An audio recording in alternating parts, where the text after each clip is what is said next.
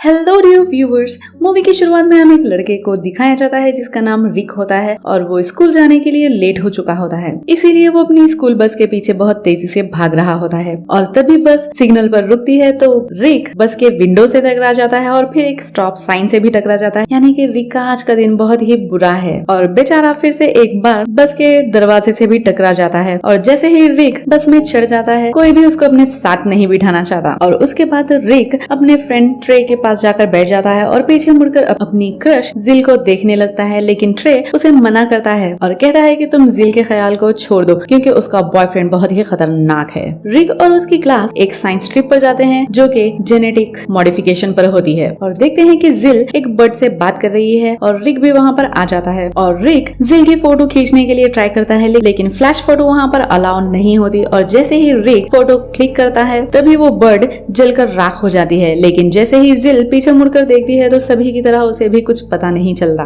और उस बर्ड पर लगी हुई आग को बुझाने की कोशिश करता है लेकिन गलती से वो बर्ड जाकर लेंस पर लग जाता है और लेंस आकर रिक को धक्का दे देता है और तभी वहाँ पर जिल आ जाती है और तभी वहाँ पर एक साइंस कंपनी का सीईओ जिसका नाम लो होता है आकर इनकी लड़ाई को छुड़ा देता है। और जब लो को खांसी आती है तो वो देखता है कि उसकी खांसी से खून निकला है और तभी रिक आकर उससे पूछता है कि सब ठीक तो है ना और लो कहता है कि सब कुछ ठीक है। उसके बाद रिक लो से बातें करने लगता है और कहता है कि वो लो के बारे में सभी चीजें जानता है और लो रिक के मम्मी पापा के बारे में पूछता है तो रिक कहता है कि वो कई साल पहले ही मर चुके हैं। अब सभी लोग मिलकर ड्रैगन फ्लाइज को देख रहे होते हैं लेकिन जिल बहुत ही गौर से उन ड्रैगन फ्लाइज को देखती है और कहती है कि एक ड्रैगन फ्लाई यहाँ पर से गायब है और वो ड्रैगन फ्लाई जाकर रिक को काट लेती है। और जब रिक अपने घर पर पहुँचता है तो रिक के अंकल उसे मछलियों को खाना देने के लिए कहते हैं लेकिन जैसे ही रिक मछलियों को खाना देने के लिए जाता है वो उस फिश टैंक में उल्टी कर देता है। उसके अंकल एल्बर्ट उसकी तबीयत पूछने के लिए ऊपर आते हैं और एल्बर्ट रिक से बातें करने लगता है तभी रिक सो जाता है। और अब हमें यहाँ पर लो को दिखाया जाता है जो कि एक साइंस प्रोजेक्ट पर काम कर रहा होता है और लो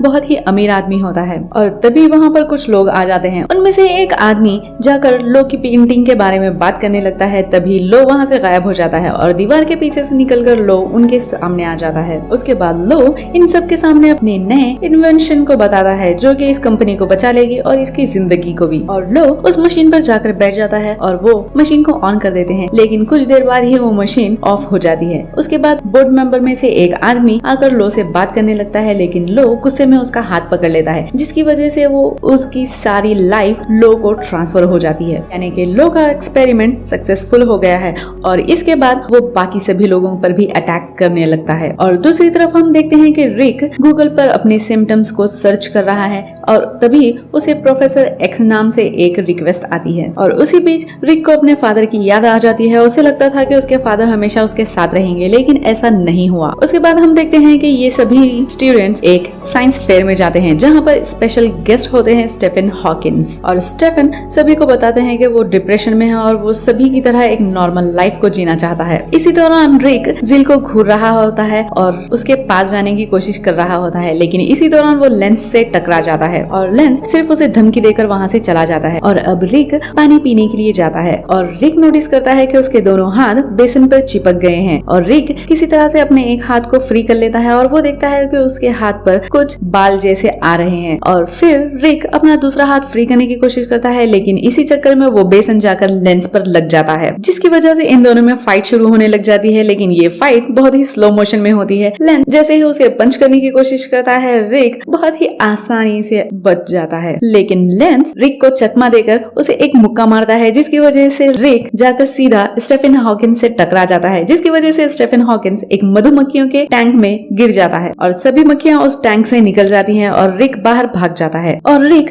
एक वॉल पर चढ़ने की कोशिश करता है और वो वॉल पर चढ़ भी जाता है और वो वॉल पर चढ़कर दीवानों की तरह हरकतें करने लगता है और फिर रिक देखता है कि एक बूढ़ी औरत को उसकी जरूरत है। रोड पर एक बूढ़ी औरत क्रॉस कर रही होती है और सामने से एक ट्रक भी आ रहा होता है और बिना कुछ सोचे समझे रिक जाकर उस औरत को धक्का मार देता है और खुद वहीं पर खड़ा रह जाता है और वो ट्रक आकर रिक को ठोक देता है लेकिन रिक को कुछ नहीं होता और वहाँ पर मौजूद सभी लोग रिक की तारीफ करने लगते हैं लेकिन वो बेचारी बूढ़ी औरत तो एक वुड कटर में चली जाती है और वहीं पर उसका काम खत्म हो जाता है। अब रिक अपने घर वापस चला जाता है और अचानक वो दरवाजा खोलता है जिसकी वजह से एल्बर्ट डर जाते हैं और उसकी तरफ कुछ फेंक देते हैं लेकिन रिक बहुत आसानी से उसे कैच कर लेता है और एल्बर्ट को लगता है कि रिक के पास कोई सुपर पावर है और इसे चेक करने के लिए एल्बर्ट एक चाकू लेकर रिक में घुसा देता है, लेकिन वो चाकू ही मुड़ जाता है और ये देखकर एल्बर्ट शॉक हो जाता है। लेकिन रिक कहता है कि वो ये पावर्स कभी नहीं चाहता था। तब एल्बर्ट कहता है उसके पेरेंट्स हमेशा उसकी सक्सेस के लिए ही प्रे करते थे और फिर हमें ये खींचकर फ्लैशबैक में लेकर जाते हैं और यहाँ पर हमें छोटे से रिक को बताया जाता है और छोटू सा रिक कहता है कि ये कुत्ता यहाँ पर क्या कर रहा है। और तभी रिक के फादर कहते हैं कि लोग तुम्हें एक दिन हीरो मानेंगे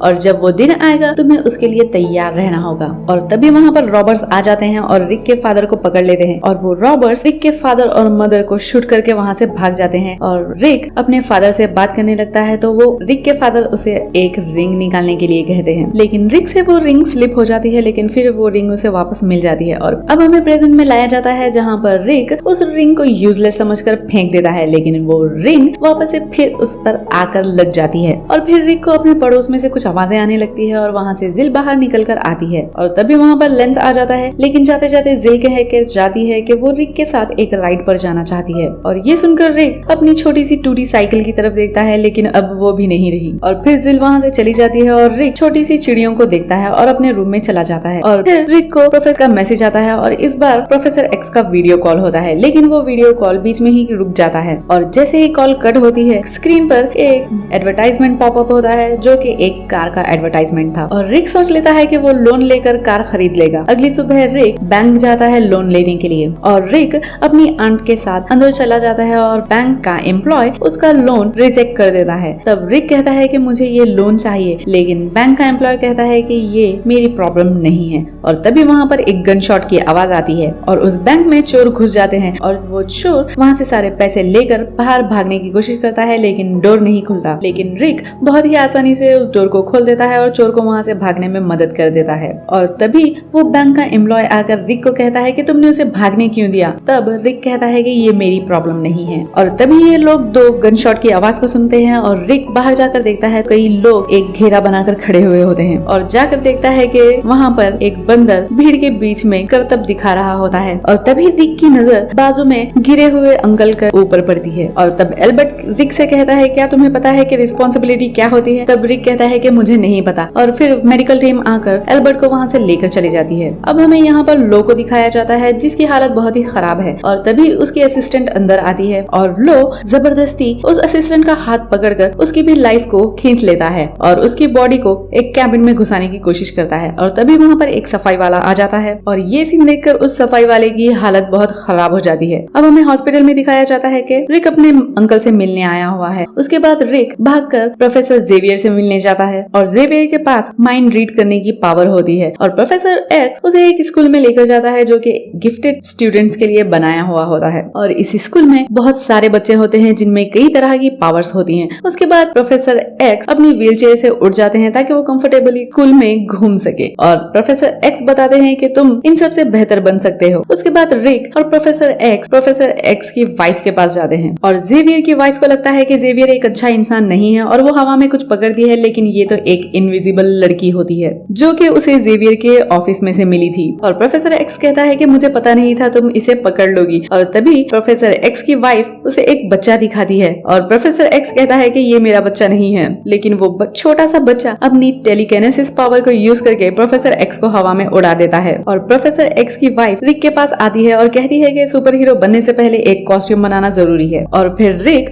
अपने रूम में वापस चला जाता है और वहाँ पर कई सारे कॉस्ट्यूम बनाता है। और जब ट्रे रिक के रूम में आता है तो वो रिक की कॉस्ट्यूम को देखकर बहुत ही शॉक हो जाता है, क्योंकि ये एक ऐसे फैब्रिक की बनी हुई थी जिसमें से ना तो कुछ देखा जा सकता है और ना ही सांस लिया जा सकता है। और रिक किसी चीज से टकरा कर गिर जाता है और फिर बाद में वो इस कॉस्ट्यूम को ठीक कर देता है। और फिर रिक एक बिल्डिंग पर जाकर पोस्ट करने लगता है। तभी वहाँ पर एक लड़का आता है और कहता है ये जगह मेरी है और रोज मैं यहाँ पर पोस्ट करता हूँ। और फिर बाद में ये दोनों एक दूसरे से बात करने लगते हैं और एक साथ ही बैठ जाते हैं और वो आपस में एक दूसरे को अपनी पावर्स के बारे में बताने लगते हैं। और तभी वो लड़का खुद को जला लेता है और जलते हुए नीचे गिर जाता है और चिल्लाने लगता है। और तभी रिक फायर एक्सटिंग्विशर लाता है और उसकी आग बुझाने के बजाय उसे मारने लगता है। अब हमें नेक्स्ट डे दिखाया जाता है कि एक न्यूज़पेपर में रिक की जॉब लग गई है और वो अपने बॉस को ड्रैगन फ्लाई की फोटोज बताता है, लेकिन बॉस को ये फोटोज बिल्कुल भी पसंद नहीं आती। तभी वहाँ पर एक आदमी आकर कहता है कि स्कूल के सामने पुलिस आ गई है और तभी रिक वहाँ से गायब हो जाता है और ये दोनों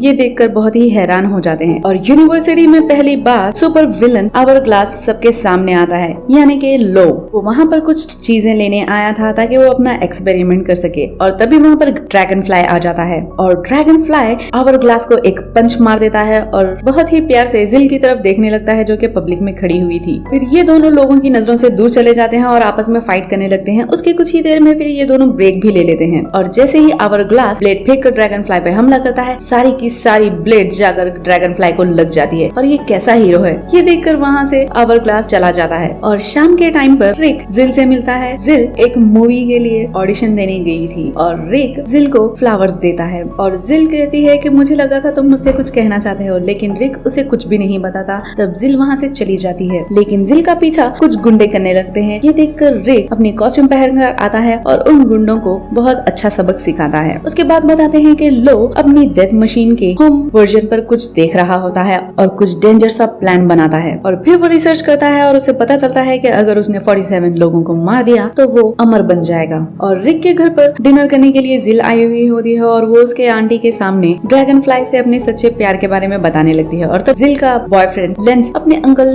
लो के साथ आ जाता है। लो यहाँ पर रिक को देखने के लिए आया था। तभी रिक अपने रूम में वापस आ जाता है। ऊपर से कुछ आवाज आती है तो लो चीजों को चेक करने के बहाने ऊपर चला जाता है और रिक के पास अब छुपने का टाइम नहीं होता है। और तभी लो डोर खोलकर रिक के रूम में आ जाता है, लेकिन वहाँ पर उसे कोई दिखाई नहीं देता। रिक ऊपर छत पर चिपक जाता है, लेकिन लो सभी जगह उसे ढूंढने लगता है, लेकिन रिक तो उसके पीछे ही चिपका हुआ था। लेकिन फिर भी लो उसे नहीं पकड़ पाता। इतनी छानबीन करने के बाद भी लो थक हार कर नीचे आ जाता है। इसके बाद रिक भी मेन डोर से अंदर आ जाता है। लो देखता है कि रिक की बॉडी पर स्क्रैचेस के निशान हैं और लो रिक से पूछता है क्या तुम किसी लड़की से मिलकर आया हो, लेकिन रिक कहता है नहीं, मैं किसी लड़के से मिलकर आया हूँ। और लो समझ जाता है कि पक्का रिक ही ड्रैगन फ्लाई होगा। और ये सभी चले जाते हैं। जिल रिक के साथ होती है और वो ड्रैगन फ्लाई के बारे में बात कर रहे होते हैं और तभी आवर ग्लास आकर इन पर अटैक कर देता है और अपना प्लान भी एक्सपोज कर देता है। वो कहता है कि अब वो हजारों लोगों को मार देगा, लेकिन रिक उसके ऊपर हमला करने की कोशिश करता है, लेकिन वो उल्टा गिर जाता है। उसके बाद आवर ग्लास उसकी आंटी की लाइफ को खींच लेता है और हॉस्पिटल में बताया जाता है कि रिक की आंटी मर चुकी है। और तभी रिक के अंकल को भी होश आ जाता है और डॉक्टर आकर इन्हें बता देता है कि वो अब नहीं रही। उसके बाद यहाँ पर अब उसके फ्यूनरल में एल्बर्ट उसकी वाइफ के लिए अपने प्यार को जाहिर करता है और एक कॉफिन में छलांग मार देता है, लेकिन पता चलता है कि उसकी वाइफ तो दूसरे कॉफिन में थी। और तभी उसकी वाइफ कॉफिन से नीचे गिर जाती है और आग में जल जाती है। अब दिखाते हैं कि